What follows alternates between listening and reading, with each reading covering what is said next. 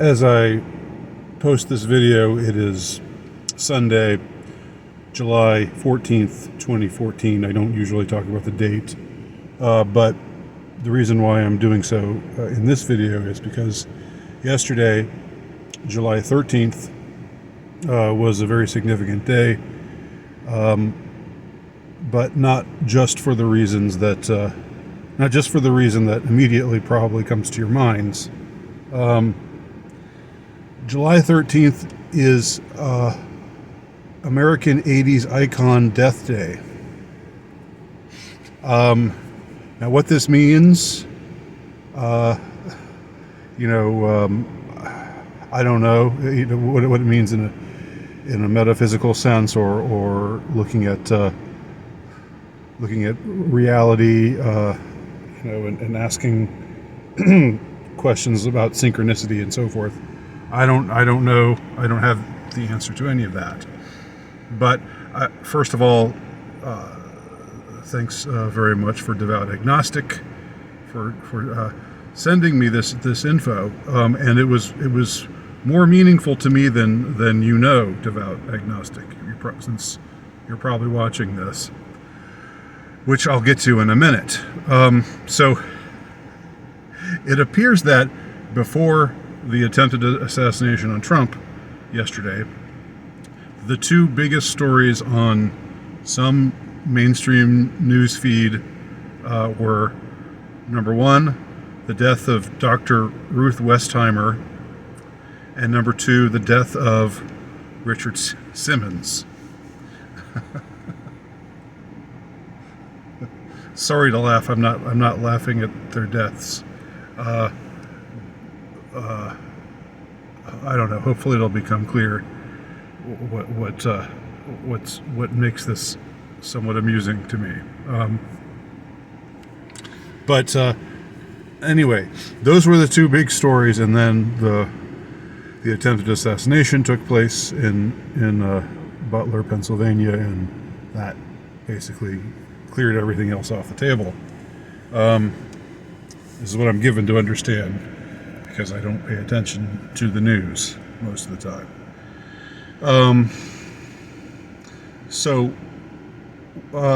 Most of you watching probably have very little idea about who either of these people are.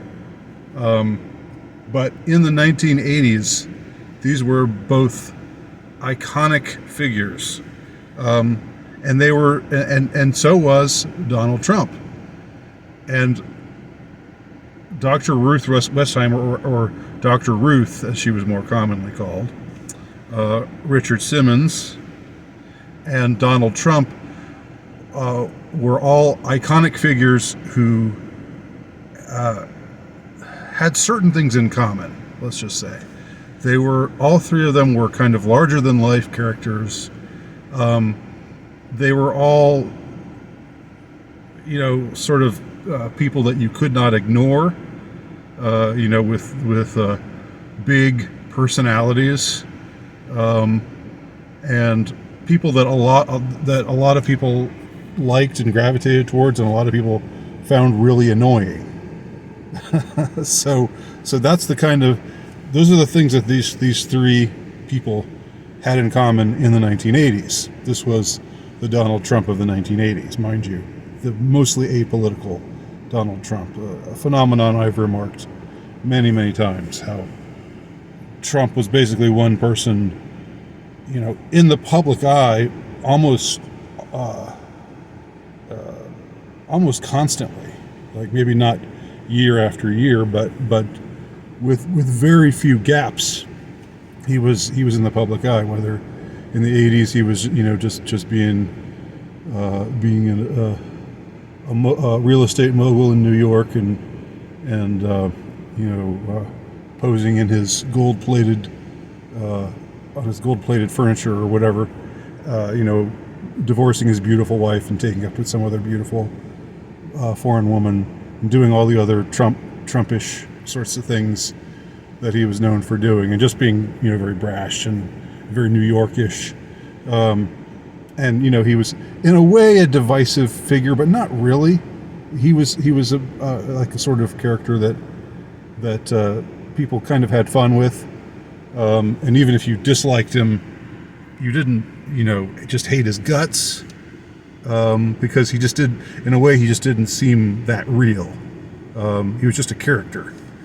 He was a real life character, but he was still like a caricature almost.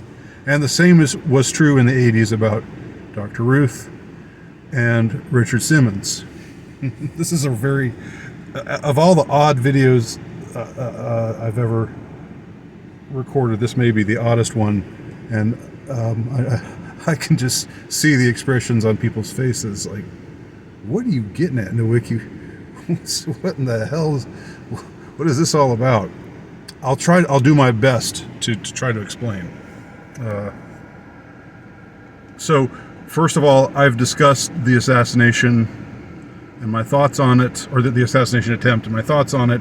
It's on the live section of my main channel. So my main channel is Andy Nowicki. If you are only subscribed to YouTube as my horror Nowicki, I noticed I got a few new subscribers on that channel. That's my backup channel where I also post most of my videos. But my live videos I can only post on my main channel.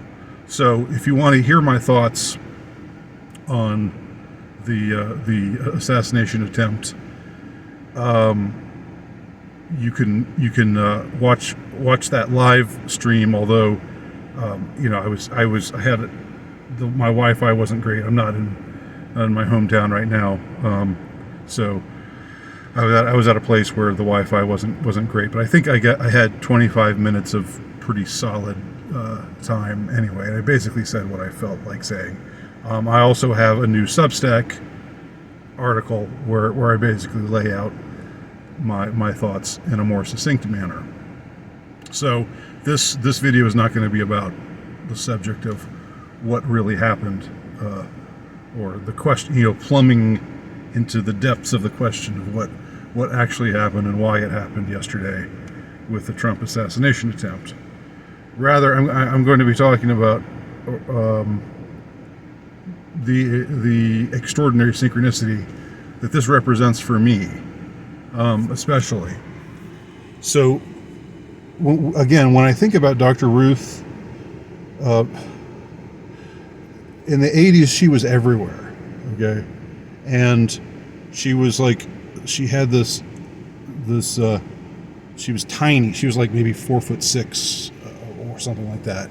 She was this little freakishly, dwarfish looking middle-aged woman, with this high-pitched voice and this accent, this hideous accent. I mean, I always just found it extremely grating. I found her voice extremely grating, and I think a lot of people did. And her ethnicity, if you've guessed her ethnicity, you're probably right. But I don't want to dwell on that. But yeah, it's true. It's true. So her deal was, her shtick was, that she was supposedly a certified sex therapist, and she talked about, she had a radio show where people called in and asked her questions about sex. But she was also just like this. She appeared in commercials, and I don't really know how she became a public figure. But I think the thing about her was, she was, like, she always talked about sex. That was the big, and she did it she talked about having good sex. I'm not even going to try to do her voice. I guess I sort of just did try it, but I'm not going to try anymore. And so there was something discordant about this very unsexy, this plump, tiny, middle-aged woman, not trying to be unkind here or anything, but just trying to be accurate in my description of her. Somebody that you would not look at and associate with sex, but that's like all she talks about is sex, and she's going to educate people on how to have good sex, yeah. So that was Dr. Ruth, and she died yesterday. She must have been pretty old because she was like, you know, she wasn't young in the 80s when she became this iconic figure for whatever reason. Now Richard Simmons, of course, is this fitness guru, but he was always like he was you know, I mean, what can I say about Richard Simmons? I see the charm in Richard Simmons's persona and everything, but I can understand why people would find him really annoying as well. He seemed to have a sense of humor about himself, you know, which sort of helped, and he was kind of funny, but you know, again, for him it was also kind of strange. Like, he was this fitness guru, but he wasn't really, you know, you look at him and first of all, he's totally flaming, but not in a like a you know, a gay sex idol kind of way. You know, he's just I don't know how to explain it, but you know, he's not somebody who ever oozed sex appeal to anyone that I know of, gay or straight. You know, he had this like big afro, like what, curly, you know, very, very, very curly, kinky curly hair. And he would go around wearing leotards saying, "Come on, ladies." And, you know, he would go on. The funniest things I remember about him is when he would go on David Letterman, and Letterman would just be so angry with him. It would just be so annoyed with him, and he would just act, and Richard would just act so meek and it was pretty funny. I mean, he was immune to humiliation. He just went out there and strutted his stuff, and he had all these exercise all these like aerobics tapes that you know, middle-aged women watched, and they loved him. You know, my mom loved him. I remember that for a time. You know, she I think maybe went and went out to, like, when he was in town. She was part of she and some of the other neighborhood ladies went to a function where he was you know, leading a seminar or whatever. So yeah, so he had his fans, he had his detractors, but like Dr. Ruth, he wasn't really someone, even if, no matter how annoying you found him, he was someone that was kind of hard. It was impossible to hate him, because it's like hating. You can't hate someone who seems so benign, and you know, so guileless. You know, so he like, and he wasn't that young either at the time. So he must have been pretty old too. I also don't think he ever owned up to his orientation. I'm not sure, but I mean, everybody knew. There was no way in the world you would wonder about something like that with regard to Richard Simmons. Now, Trump. So those two 80s icons died yesterday. Trump almost died yesterday.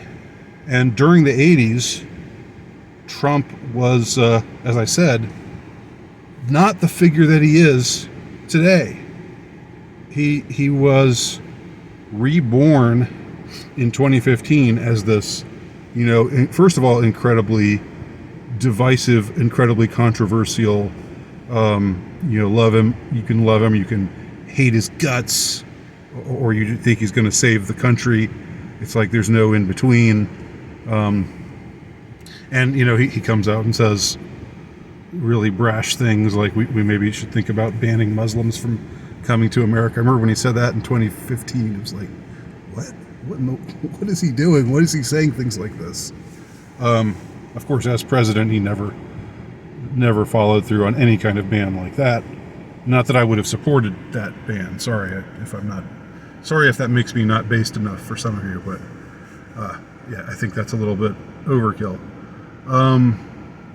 Anyway, although restricting immigration, I'm all for. Anyway, in the 80s, Trump was not the kind of character that he is now, that he has been in popular culture and in the popular imagination for the last almost decade or so. In the 80s, he was, as I said, like a larger-than-life sort of character, like a sort of somebody who was kind of obnoxious, but also at the same time just seemed like a caricature. Like hating him would be like hating, I don't know, some character in a sitcom. It's like, man, I'm so angry at Dr. Woodman, or Principal Woodman on Welcome Back, Kotter. That guy just really gets on my nerves. Like, no, he didn't have that effect on people. And in fact, I think deep down people enjoyed him just because he was colorful and, for the same reasons they enjoyed Dr. Ruth or didn't, and the reasons that they enjoyed Richard Simmons or didn't. So there's a lot of points of continuance or points of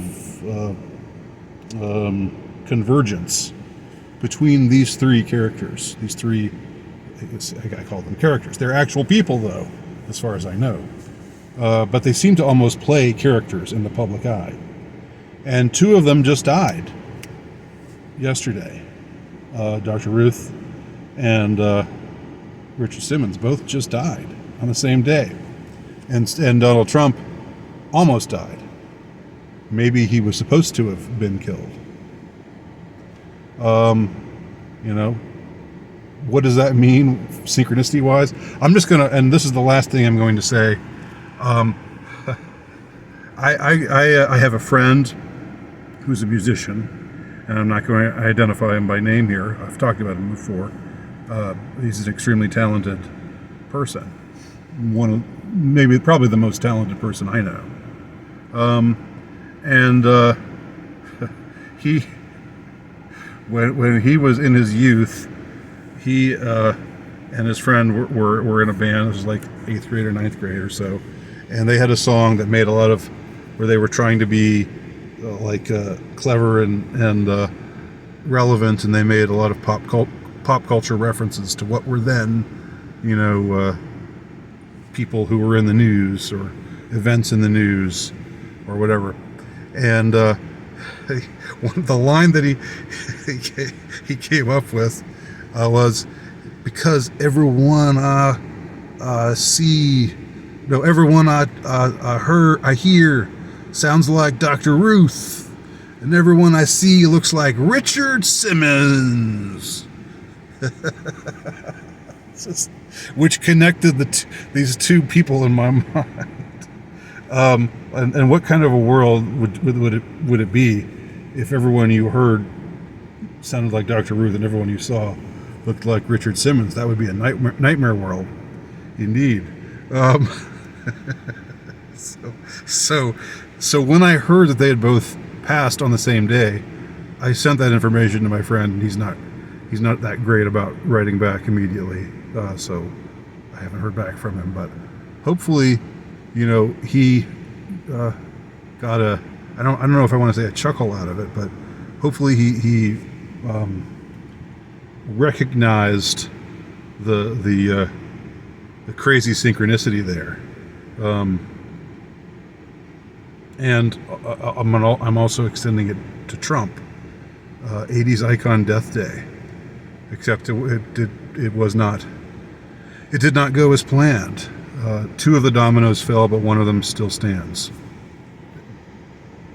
Thoughts such as they are. If you've got any thoughts on this bizarre line of line of thought that I've expounded on here, please leave them below. I'm very interested to hear. Thanks for watching.